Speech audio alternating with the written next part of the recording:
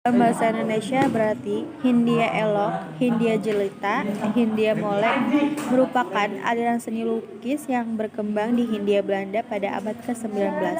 Seniman Belanda dan Eropa saat itu hanya melukis lukisan-lukisan yang menggambarkan keindahan alam Hindia Belanda dengan tujuan menggencarkan daya tarik pariwisata. Oleh pemerintah Hindia Belanda, gaya naturalistik ini diteruskan hingga awal abad 20.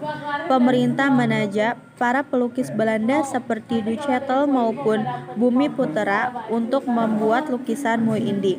Mereka diminta melukis suasana alam Indonesia yang molek. Lukisan tersebut kemudian dipamerkan di Eropa dengan menggambarkan Hindia yang cantik jelita. Pemerintah Hindia Belanda bertujuan menarik pariwisatawan Eropa datang ke Indonesia. Ciri khas lukisan Muindi dapat diketahui dari objek-objek lukisannya, antara lain yang pertama, pemandangan alam seperti sungai, gunung, hutan, suasana pedesaan, sawah yang indah di Hindia Belanda. 2. Menggambarkan wanita-wanita di Hindia Belanda yang juga eksotik. Umumnya, wanita timur ini digambarkan sedang menari atau melakukan kegiatan sehari-hari, ataupun dalam keadaan setengah berbusana.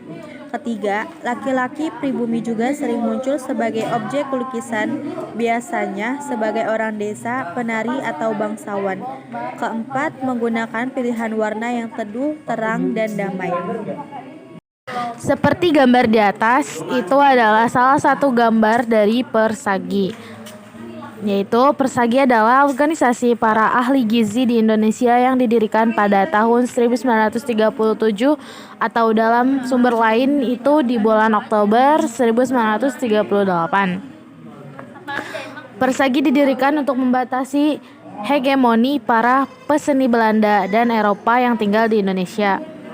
Pada masa itu, seni rupa hanya bertema keindahan alam Hindia Belanda atau dikenal dengan Mooi Indi, karena memang itu ditunjukkan untuk promosi wisata saja dan berkebalikan dengan kondisi masyarakat kala itu.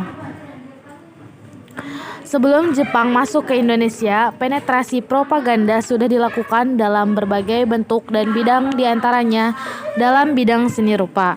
Kebijakan propaganda Jepang ini dirancang sedemikian rupa agar para seniman seni